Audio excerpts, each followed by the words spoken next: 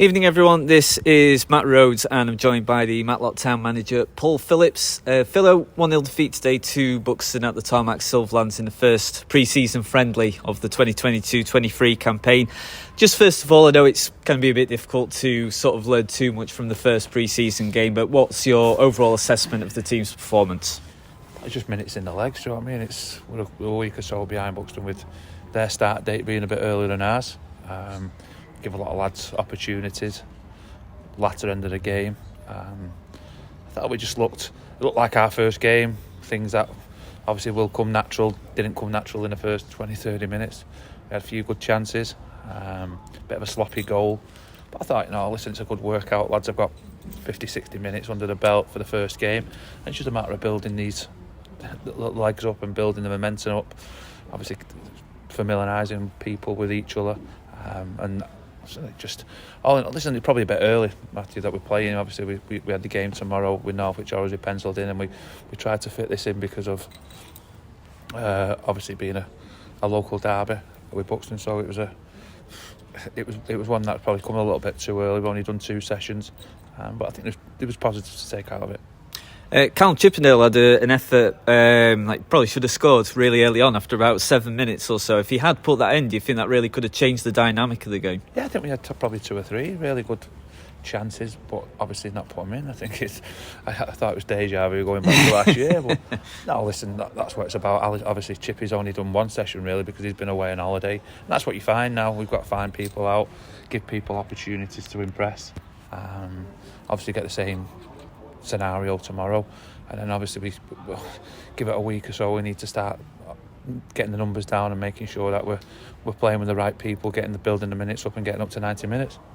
Was it difficult to sort of try and work out how many minutes to give certain players, knowing that you've got a game so soon in under 24 hours? Yeah, of course. I think it's a balancing act. We didn't have another centre half, so obviously Evo and Quotes played a lot more minutes than I really wanted to.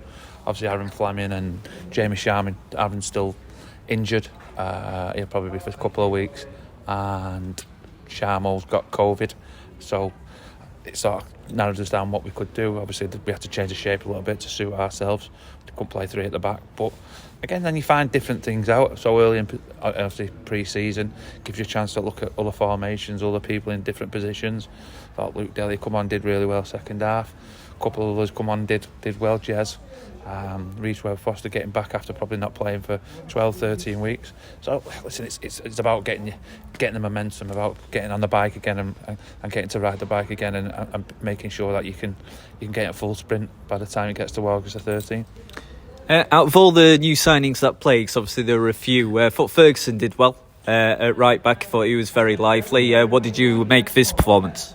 I think he's great. Listen, we've tried to get him all season, all pre-season. I think he played against us last year when he was on loan from Blackburn. I think you can see what he brings to us. He's big, strong, good going forward.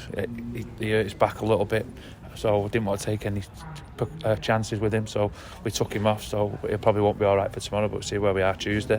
But that's what we want. Listen, we've got to make sure that we fill some voids. Obviously, if we play as a 3, he can play as a wing back. He plays as a 4, he can play as a right back. So it gives us a different option to go forward with.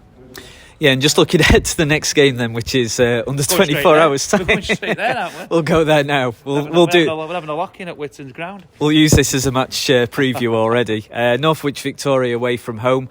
What kind of side of Northwich? Have they made a lot of changes in the summer? What kind of game can we expect? Again, this is probably a team. I think they start at the end of this month, so they'll be probably up to speed. I think they've had 3 or 4 games up to now. So obviously they'll be further forward than us. But again, it's a test, a different kind of test. We'll go there, see what they're like. We played there last year. They won't be a bad team. They're always up there in the playoffs and everything.